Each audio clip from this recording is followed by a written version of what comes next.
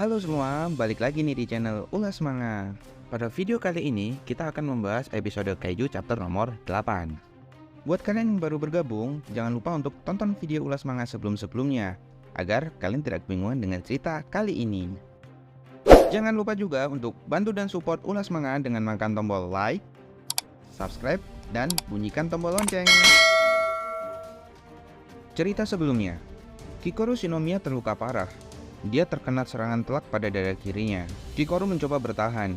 Dia mencoba memberikan serangan balasan kepada kaiju tersebut. Namun sayang, serangannya tidak berarti apa-apa. Kini tubuhnya telah diambang batas. Tangan kanannya pun patah.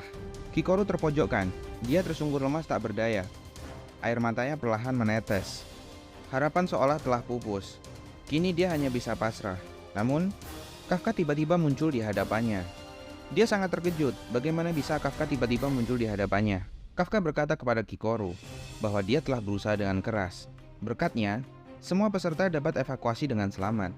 Di tengah omongan Kafka, kaiju utama memberikan serangan pamungkas. Dengan sigap, Kafka berubah ke mode kaijunya. Dia menahan serangan kaiju utama. Kikoru yang melihat kejadian tersebut, dia hanya bisa bengong dan terkejut. Dia tidak menyangka bahwa Kafka adalah seorang kaiju. Eits, sebelum lanjut, buat kalian yang belum prepare, bisa siapkan dahulu segelas kopi atau teh panas, jangan lupa cemilan, lalu ambil posisi yang nyaman. Selamat nonton, readers! Chapter 8 diawali dengan para peserta yang berbondong-bondong berlari ke tempat perlindungan terdekat. Mereka memantau satu sama lain agar tidak ada yang tertinggal. Kafka dengan jeli memperhatikan tiap-tiap peserta. Dia berharap semua peserta aman. Reno menyambut peserta terakhir yang baru tiba. Dia bertanya kepada mereka, apakah masih ada yang tertinggal? Mereka pun menjawab, harusnya mereka adalah yang terakhir. Namun, Kikoru Shinomiya terluka parah dan sedang menahan kaiju utama. Kafka yang mendengar ucapan tersebut terlihat cemas. Reno dengan sigap bertanya kepada Kafka, apakah yang harus mereka lakukan? Namun, belum sempat Reno berpaling ke arah Kafka, Kafka sudah tidak terlihat di posisinya. Ya, Kafka telah berlari menuju tempat di mana Kikoru berada. Reno yang mendapati Kafka tidak berada di posisinya semula, dia kesal bercampur dengan khawatir. Reno khawatir bahwa Kafka akan berubah. Dia berharap Kafka tidak akan senekat itu. Di situasi seperti ini, jika Kafka kedapatan berubah, sudah pasti dia akan dibunuh. Namun, Kafka adalah orang yang mudah ditebak. Sudah pasti dia akan berubah untuk menyelamatkan Kikoru. Kembali ke tempat di mana Kikoru berada. Kikoru terkejut dengan transformasi Kafka yang berubah menjadi kaiju. Dia bertanya kepada Kafka, bagaimana bisa kau seorang kaiju? Apakah kau ada hubungannya dengan kaiju yang tadi? Kafka memanggil nama Kikoru dengan ekspresi datar. Beberapa detik kemudian, Kafka kaiju bersujud dan memohon kepada Kikoru agar dia tidak membocorkan identitasnya kepada pasukan pertahanan. Kikoru sangat kaget dan terkejut. Dengan menggunakan wujud kaiju yang seram, dia memohon dan merengek seperti layaknya seorang anak kecil. Tetapi, kaiju utama tidak memberikan mereka waktu untuk mengobrol. Kaiju utama bersiap untuk melancarkan serangan kedua. Kikoru yang melihat adegan tersebut, dia sangat khawatir. Serangan kedua yang hendak dilancarkan kaiju utama sama seperti serangan pertama. Kafka kaiju melirik melihat ke arah kaiju utama. Saat serangan tiba, dengan mudah Kafka menangkis serangan tersebut hanya dengan tangan kosong. Hasil tangkisan dari Kafka kaiju membuat serangan tersebut terpental. Kikoru sangat terkejut dengan pemandangan yang ada di depan matanya. Kafka kaiju berucap kepada Kikoru bahwa dia akan menjelaskan semuanya nanti. Saat ini, ia akan fokus membereskan kaiju utama terlebih dahulu. Sembari memasang kuda-kuda, Kafka kaiju berkata kepada Kikoru bahwa dia cukup duduk saja dan beristirahat. Berpindah pada ruang kendali, ledakan energi misterius baru telah muncul di dekat kaiju utama. Mereka bertanya-tanya, apakah itu kaiju baru? Wakil Kapten Hoshina yang mendengar berita tersebut, dia terkejut. Dia meminta kepada tim ruang kendali untuk memastikan energi tersebut. Namun mereka sulit untuk memastikannya, dikarenakan ledakan pertama tadi, awan debu telah mengganggu sinyal. Jadi, susah untuk mendapatkan gambar. Namun, mereka kembali dikejutkan dengan munculnya tingkat kekuatan yang mencapai angka 9,8. Wakil Kapten Hoshina pun menjawab bahwa hal itu sangat mustahil. Pasti ada kerusakan pada alat kita karena benturan ledakan tadi.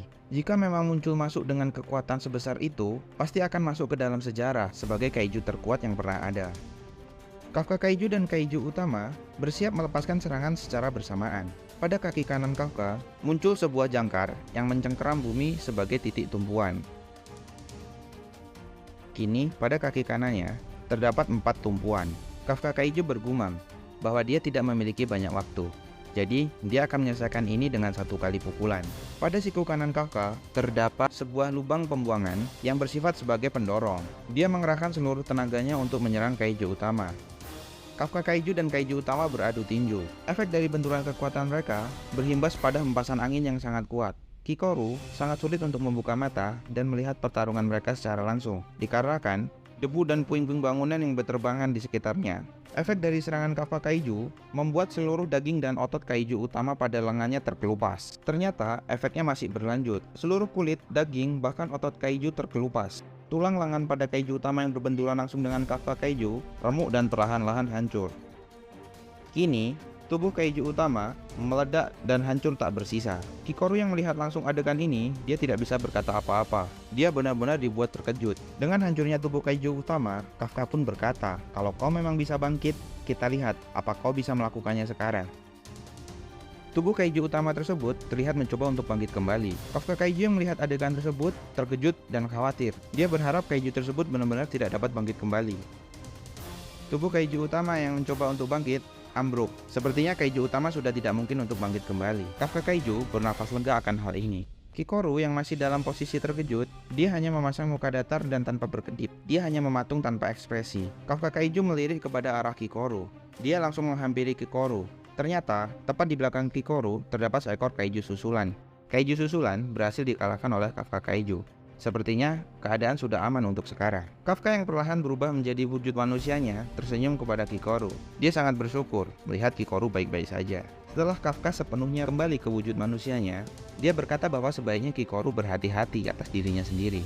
Belum selesai Kafka berucap, dari belakang muncul Reno yang memukul kepala Kafka. "Dasar goblok!" ucap Reno kepada Kafka dengan kesalnya. Kafka yang mengetahui kehadiran Reno, dia terkejut. Dia bertanya kepada Reno apa yang Reno lakukan di sini. Reno pun dengan kesal menjawab pertanyaan Kafka. Dia berkata bahwa Kafka kabur tanpa berkata sepatah kata pun. Jadi Reno yakin bahwa dia mendatangi Kikoru untuk pamer perubahannya. Kafka berusaha membela diri di depan Reno. Dia berpikir sebelum ada yang datang dia bisa berubah sebagian saja. Namun setelah melihat kondisi musuh, dia tidak mungkin bisa menahan kekuatannya. Reno khawatir dengan Kafka. Dia berkata kepada Kafka agar Kafka lebih berhati-hati lagi. Kikoru melihat perdebatan mereka dengan tatapan kosong. Dia sudah berada di ambang batasnya. Tak lama, dia pun pingsan. Reno dan Kafka yang melihat Kikoru pingsan, sontak mereka terkejut. Ken pun berpindah. Terlihat Wakil Kapten Hoshina dan Kapten Hashiromina telah tiba pada posisi kaiju utama. Mereka berdua dikejutkan dengan kondisi kekacauan yang ada. Bangkai kaiju berserak di mana-mana. Chapter 8 diakhiri dengan kedatangan Wakil Kapten Hoshina dan Kapten Hashiromina. Mereka sepertinya datang terlambat, karena saat ini posisi seluruh kaiju telah dikalahkan. Bagaimanakah nasib Kafka selanjutnya? Apakah identitas sebenarnya akan segera terbongkar?